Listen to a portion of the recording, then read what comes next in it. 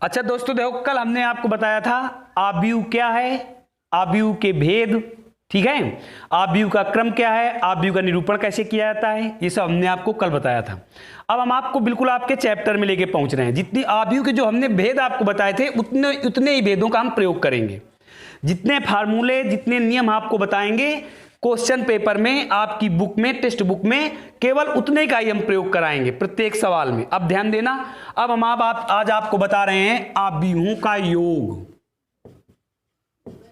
आव्यूह का योग, ठीक है। दो आव्यूहों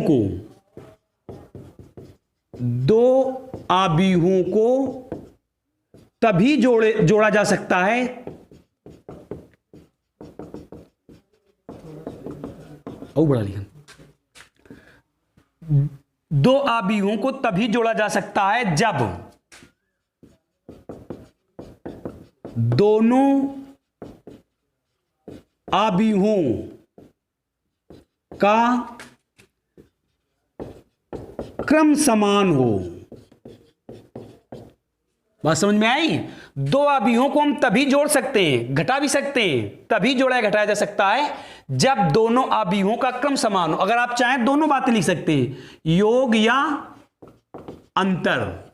दो आव्यूहों का योग या अंतर तभी किया जा सकता है जब दोनों आव्यूहों का क्रम समान हो। दोनों एक साथ बताए दे रहे हैं आपको।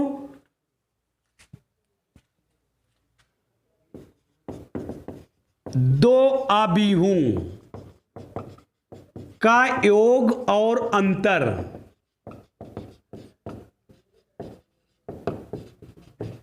तभी संभव है जब दोनों आव्यूहों का क्रम समान हो। जैसे फॉर एग्जाम्पल ए बराबर कोई आव्यूह दिया है, A B C D E F G H I, और एक बी आव्यूह दिया है 1 2 3 4 5 6 7 8 9, ठीक है। अब हम इसका क्रम देखेंगे तो सर्वप्रथम हम इनका क्रम लिखेंगे। ए आव्यूह का क्रम कितना है? 3 क्रॉस 3। बी आव्यूह क्रम कितना है? 3 क्रॉस 3। हमने देखा दोनों आव्यूहों का क्रम समान है। तो यदि हमें आव्यूहों का योग ज्ञात करना है, ए प्लस बी ज्ञात करना है, अर्थात दोनों आव्यूहों का योगफल निकालना है, तो हमें क्या करना है? हमें दोनों आव्यूहों के संगत अवयवों को जोड़ना होगा। दोनों आव्यूहों के संगत अवयवों को जोड़ना होगा। अर्थात देखो, ए पहले आव्यूह का अवयव कितना है? ए। अब दूसरे आव्यूह बी में पहुंचो तो ए का संगत अवयव कौन सा होगा? 1। क्यों? क्योंकि ये पहली पंक्ति अथवा पहले कॉलम का पहला अवयव है। ऐसे ही दूसरे आव्यूह की पहली पंक्ति अथवा पहले कॉलम का अवयव 1 है, तो ए का संगत अवयव 1 अर्थात 1 है। तो इसे हम लिखेंगे a + 1। फिर ये दूसरा कॉलम कह दो पहली पंक्ति का दूसरा अवयव क्या है? b है। तो दूसरे आव्यूह की पहली पंक्ति का दूसरा अवयव कितना है? 2 है। तो इसे हम लिख देंगे b + 2। फिर पहली पंक्ति का तीसरा अवयव क्या है? c है। दूसरे आव्यूह के पहली पंक्ति का तीसरा अवयव क्या है? 3 है। तो ये इसका संगत है अर्थात c + 3। उसी प्रकार इसमें d + 4, d का संगत अवयव 4, e का संगत अवयव 5, e + f का संगत अवयव 6। उसी प्रकार इसमें g का संगत अवयव 7, h + 8, i + 9। ये दोनों आव्यूहों का योग हो गया। अब यदि अंतर होता, मान लीजिए a माइनस लिखा होता, तो यहां हमें क्या करना था? प्लस के स्थान पर माइनस कर देना था। दोनों एक साथ हमने आपको बता दिए। क्या बताया? दो आव्यूहों का योग और गुणन तभी संभव है जब दो आव्यूहों का योग और अंतर, दो आव्यूहों का योग और अंतर तभी संभव है जब दोनों आव्यूहों के क्रम समान हो। एग्जाम्पल फॉर, ये हमने आपको एग्जाम्पल दिए। हम क्या करते हैं? सर्वप्रथम दोनों आव्यूहों के क्रम को ध्यान देते हैं। दोनों आव्यूहों के क्रम को लिख दिया। फिर इसके बाद ये हमने देखा कि दोनों आव्यूहों का क्रम समान है या नहीं। यदि समान नहीं है तो हम उनका योग या अंतर ज्ञात नहीं कर सकते।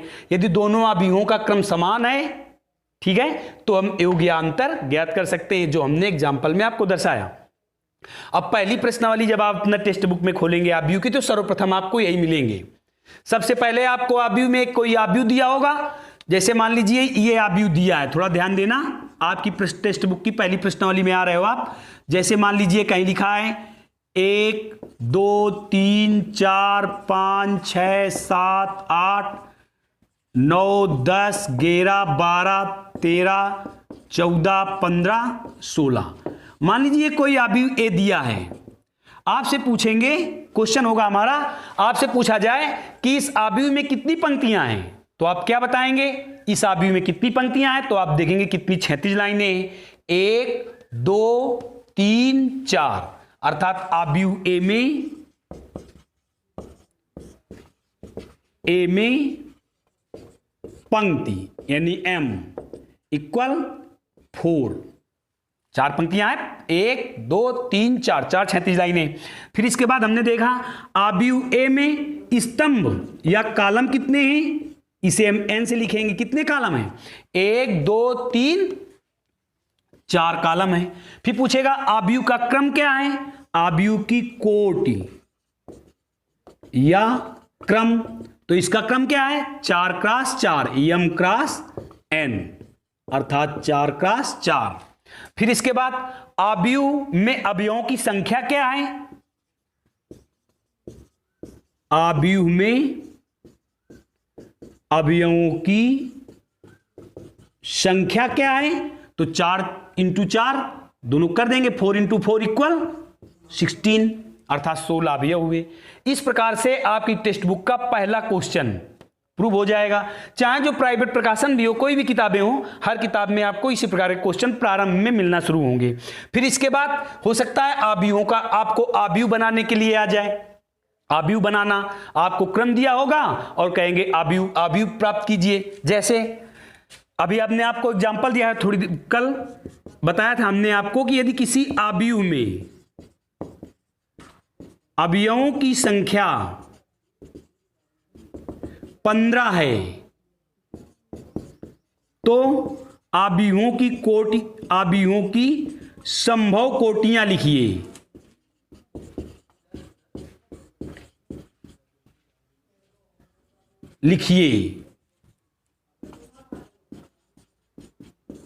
प्रश्न दूसरा क्वेश्चन होगा ये आपका पहला क्वेश्चन इस प्रकार का होगा, दूसरा इस प्रकार का होगा।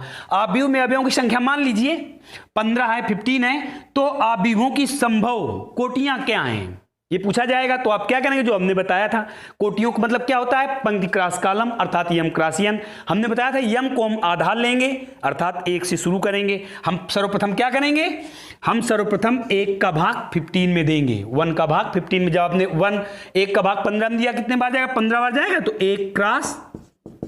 फिर 2 का भाग दिया 15 में, तो नहीं जाएगा पूरा, जब पूरा नहीं जाएगा तो छोड़ देंगे 2 को। फिर 3 का भाग चला जाएगा, 3 5 बार जाएगा। 4 का भाग नहीं जाएगा, छोड़ देंगे, 5 का भाग चला जाएगा। 6 का भाग नहीं जाएगा, 7 का भाग नहीं जाएगा, 8 का नहीं जाएगा, 9 का नहीं जाएगा, 10 का नहीं जाएगा, किसी का भाग नहीं जाएगा। 11 12 13 14, केवल 15, तो 15 क्रॉस 1 हो जाएगा। ये इसकी संभव कोटियां हो गई। दूसरे शब्दों में आप इसके फैक्टर कर सकते हैं अभाज्य खंड, लेकिन ये तरीका ज्यादा अच्छा होगा। अगर आप इसमें ध्यान देंगे तो ये तरीका बिल्कुल नॉर्मली है और सरल है, सभी को आ जाएगा, कोई दिक्कत तो नहीं किसी को। अब इसके बाद ध्यान दीजिए, हमने आपको 2 स्थितियां बताई। ये क्वेश्चन पहला हुआ है, दूसरा हुआ आव्यूह का योगफल। इसके बाद तीसरे चौथे क्वेश्चन आपको इस प्रकार के मिलेंगे आव्यूहों के योगफल में।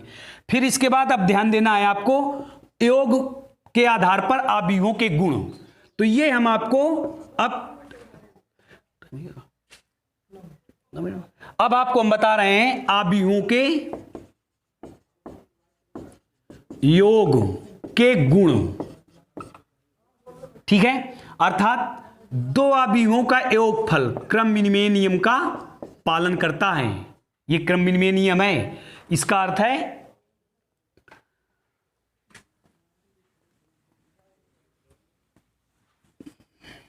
दो आव्यूहों का योग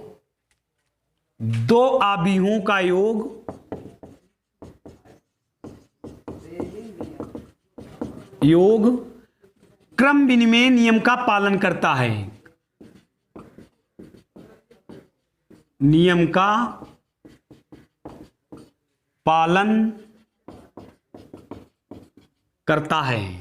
ठीक है, ये क्रम विनिमय नियम के लिए आव्यूह के गुण है, योग के गुण, यानी आव्यूह का योग क्या क्या दर्शाता है, केवल योग के अंतर के लिए नहीं, केवल योग के लिए है। आव्यूह योग, दो आव्यूहों का योग योग के क्रम विनिमय नियम का पालन करता है, अर्थात आप इसे क्रम विनिमय नियम भी बोल सकते हैं। हमने योग का क्रम विनिमय नियम क्यों कह दिया, क्योंकि आपने पढ़ा होगा पिछली कक्षाओं में संख्या पद्धति एक चैप्टर था, उसमें आपने पढ़ा होगा क्रम विनिमय नियम, सहचर्य नियम, वितरण नियम, निरसन नियम, ये सब आपने पढ़े हैं।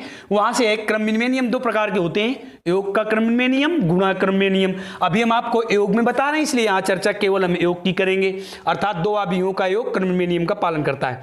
फिर इसके बाद दूसरा है तीन आव्यूह यदि दिए हों, ठीक है, तो आव्यूहों का योग, यदि तीन आव्यूह मान लीजिए ए बी सी दिया है, तीन आव्यूह हैं, यदि तीन आव्यूह हैं तो इन तीन आव्यूहों में योग के सहचर्य नियम का पालन होगा, सहचर्य नियम का पालन करते हैं। यदि तीन आव्यूह हैं तो ये योग के सहचर्य नियम का पालन करेंगे। अब योग का सहचर्य नियम क्या होता है, योग का सहचर्य नियम a plus B plus C equal A plus B plus C. वैसे प्रश्न में अब प्रश्न पत्र सरल आते हैं, पिछले वर्षों के भांति अब कुछ समय से सरल आ रहे हैं, तो उनमें से हमें ये दे देते हैं, आपको तीन आव्यूह ए बी सी देंगे और इसके बाद ये दिखाएंगे कि सिद्ध करो कि ये, और पहले हो सकता है ना दें, कहो सीधे तीन आव्यूह दे दें आपको और कह दें आप कि सिद्ध करो कि ये तीनों आव्यूह योग के सहचर्य नियम का पालन करते हैं। तो आपको ये याद होना चाहिए कि योग का सहचर्य नियम क्या होता है। ऐसे ही इसमें भी ये दो आव्यूह आपको दे देंगे और कह देंगे कि आप सिद्ध करो कि ये आव्यूह क्रम विनिमय नियम का पालन करते हैं, तो आपको ये क्रम विनिमय नियम भी याद होना चाहिए। ठीक है, फिर इसके बाद नंबर आता है आपकी इस प्रकार से पहली प्रश्नावली समाप्ति की ओर है। अब आव्यूह का गुणा बचता है, आव्यूह का गुणा और व्युत्क्रम आव्यूह। उसके पहले आपको कुछ हम और बताएंगे, जैसे कुछ क्वेश्चन आप देख लीजिए। फर्स्ट नंबर जैसे मान लीजिए क्वेश्चन कोई है, एग्जाम्पल आव्यूह ए बराबर मान लीजिए 3 6 8, बी 4 7 9 और बी आव्यूह है 3 9 11 15 17, इधर लिख दिया ऐसे, इसको 18 कर दिया। ठीक है, अब हमें कह दिया जाए कि योग के सहचर्य नियम का पालन करता है, योग के क्रम विनिमय नियम का पालन करता है। दो आव्यूह है ना, क्रम विनिमय नियम का, नियम का पालन करता है, ये आपको प्रूव करना है। मान लीजिए सिद्ध कीजिए, सिद्ध करो आव्यूह ए बराबर इतना बी बराबर इतना योग के क्रम विनिमय नियम का पालन करता है। यदि अब आपको योग का क्रम विनिमय नियम मालूम नहीं है तो आप कैसे प्रूव करेंगे, तो अभी अभी हमने आपको देखो ये लिखाया है, ये योग का क्रम विनिमय नियम है, तो हम सर्वप्रथम लिखेंगे योग का क्रम विनिमय नियम।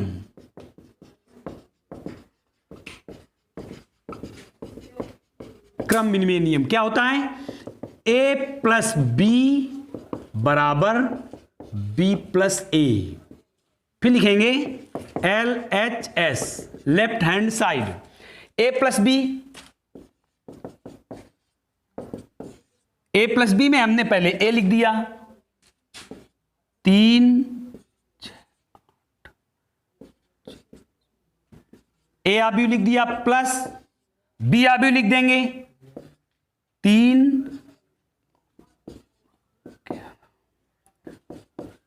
ये देखो हमने ए और बी, ए का मान रख दिया बी का मान रख दिया।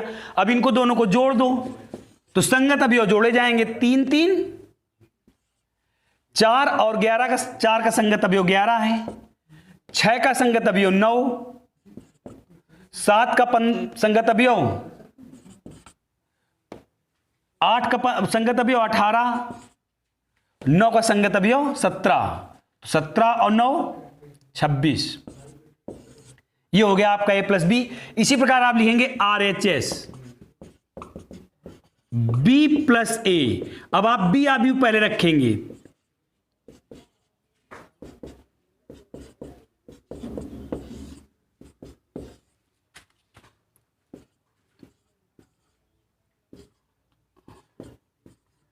ये बी आव्यूह हो गया, बी प्लस ए, ये बी आव्यूह हो गया और ये ए आव्यूह। बी के स्थान पर बी और ए के स्थान पर आप इनको योग कर देंगे हम, तो 6 संगत अवयव 15, 15, 22, 26,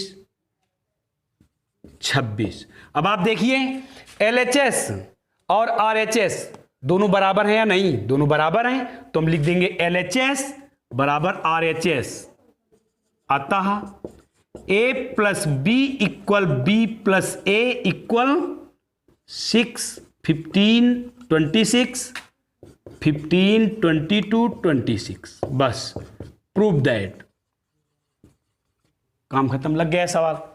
इस प्रकार से आपको लगाना है। तो आप एक काम करना, आप लोग अपनी पहली प्रश्नावली टेक्स्ट बुक में है, उसे आप ध्यान से देखना और उसके सवाल लगाना। अब आगे फिर हम आपको अगले टर्न में बताएंगे। ठीक, नमस्कार भैया।